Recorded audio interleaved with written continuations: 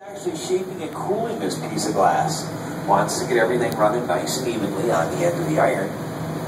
And in just a couple seconds, she'll put some air in the other end of that iron, tap it with her thumb. That's actually going to pressurize that blow iron. And if you watch right out here, you'll see an air bubble come right out into that piece of glass. There it goes. And there's our bubble. So this is the starter bubble for our piece. Thought I got enough glass there to maybe make a little goblet or something.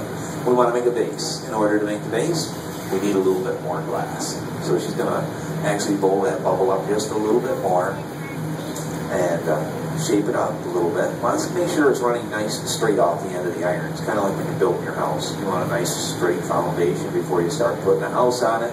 Same thing with glass working. You want the first primary bubble coming off the iron to be nice, straight, and true. So she'll just let that fall back into position. And she's basically letting this bubble cool down.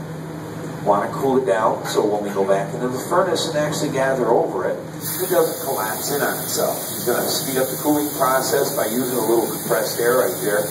Basically get the bubble down to maybe somewhere around 1,000 degrees or so.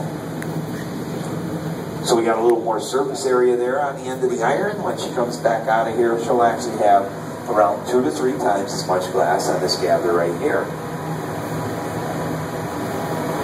There we go. Continuously turns the iron. We all know what happened if she stopped turning it, right? Glass, you just basically pour right onto the floor. Actually, it'd be pretty dramatic, but I think it'd make for a very short show, so I don't like to let that happen too often. Instead, she's going to use a larger wood block. And basically shape and cool this gather. As she shapes and cools this one, you'll notice the piece wiggling around there on the iron. That means the center bubble is actually heating up very quickly.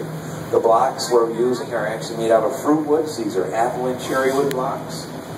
We use the fruit woods because it's a very dense wood, actually burns out very evenly, and they last quite a long time actually. We get about a year or so out of them before we have to replace them, and then we leave them in water 24 hours a day. That's a steam pad. That's a piece of felt with crushed graphite in it. A little wet mat inside, about as close as you'll ever get to shaping glass with the palm of your hand. Actually takes a little active faith the first time you ever try it again. Then you take a wet rag, grab 2,000 degree glass, and not end up with a nasty little burn. Kind of feels like a heating pad on your hand, actually. We use the steam pad in here because it's clean. Cleaner than newspaper. We actually can take newspaper, roll up about 14 sheets of newspaper into a little square, soak it, scorch the paper on top, and we can use it the same way as we do the steam pad to shape the glass with the palm of our hand. Expanding the bubble a little bit, hot glass is very easy to blow up. Actually a lot easier than blowing up a balloon. It doesn't take much air for our shirt off. So when she blows into the end of that iron, she's blowing in there probably about as hard as you would to maybe blow out a candle. But you can see the glass is cooling very quickly now. It's getting very transparent. This glass is a very poor conductor of heat, so the thinner it gets, the quicker it cools. She'll actually be spending quite a bit more time over here, getting it back up to a temperature we can work at somewhere around 1,700 degrees. Once it gets in around 1,200, it's actually beginning to solidify. So even though it's still very, very hot, it's actually just too cold for us to work. I'm going to start a restriction right there off the end of the iron. That'll be the top of the base a little later on. The tighter that restriction, the cleaner the break will be right there.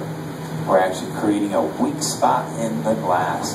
Kind of like when you open up a Hershey bar. You see the little lines between the chocolate nuggets?